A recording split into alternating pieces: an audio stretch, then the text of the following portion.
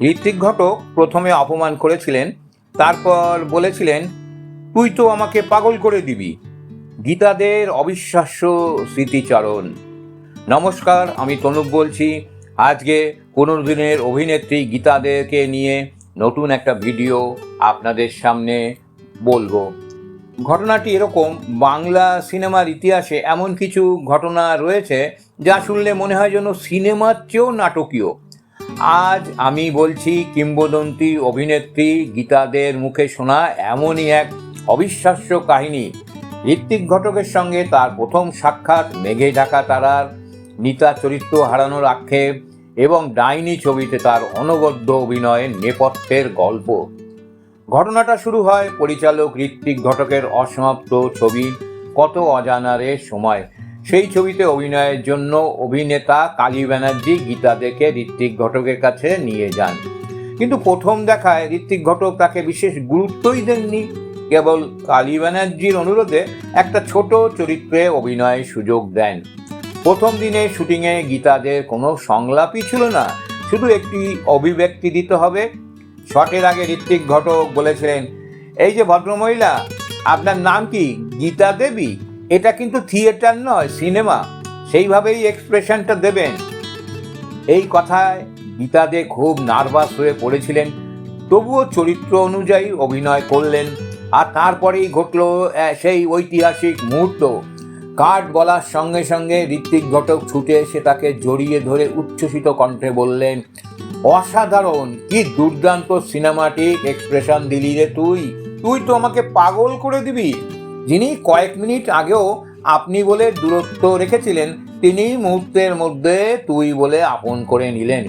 গীতাদের ভাষায় ঋত্বিক ঘটক ছিলেন এক অসাধারণ ডাইনামিক বিদ্রোহী শিল্পী, যার মতো মানুষ জীবনে খুব কমই দেখা যায়।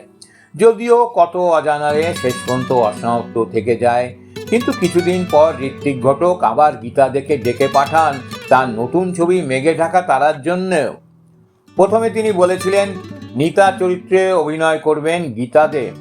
এই খবর শুনে গীতাদে আনন্দে আত্মহারা হয়ে পড়েন, কিন্তু পরে ছবির পরিবেশকদের আপত্তিতে শেষ পর্যন্ত নীতা চরিত্রে অভিনয় করেন সুপ্রিয়া চৌধুরী। এরপর ঋত্বিক ঘটক গীতাদেরকে ডেকে বলেন, তোকে নিয়ে আমি একটা এক্সপেরিমেন্ট করতে চাই। নীতার মায়ের চরিত্রটা তুই করবি, এটা আমার চ্যালেঞ্জ। সবাইকে দেখিয়ে দিতে চাই তুই কত বড় শিল্পী। অল্প বয়সে অনেক বেশি বয়সী মায়ের চরিত্রে অভিনয় করা অত সহজ ব্যাপার ছিল না, কিন্তু গীতাদে এমন অভিনয় করেছিলেন যে দর্শক তার প্রকৃত বয়স ভুলেই গিয়েছিলেন। আলোচনার এক পর্যায়ে তাকে প্রশ্ন করা হয়, আবার আপনার জীবনের শ্রেষ্ঠ অভিনয় কি ডাইনি ছবিতে?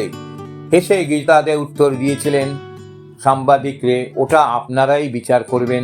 তারপর তিনি জানালেন এক অজানা তথ্য, ডাইনি ছবিতে তার অভিনয় করার কথা প্রথমে ছিলই না। সেই চরিত্রটা করার কথা ছিল অভিনেত্রী তৃপ্তি মিত্রর। তিনি না করায় প্রস্তাব যায় রুমা গুহ ঠাকুরাতার কাছে। তিনিও রাজি হননি। সেই সময় কিংবদন্তি অভিনেতা ছই বিশ্বাস গীতাদের নাম সুপারিশ করেন। তার সুপারিশেই পরিচালক গীতাদের কাছে যান।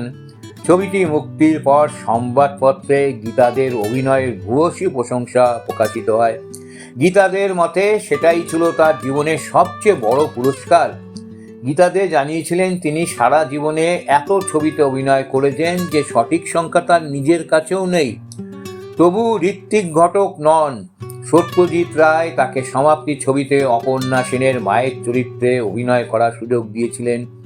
এছাড়া তপন সিংহ, তরুণ মজুমদার সহ বাংলা সিনেমার প্রায় সব বড় পরিচালকের সঙ্গে তিনি কাজ করেছেন।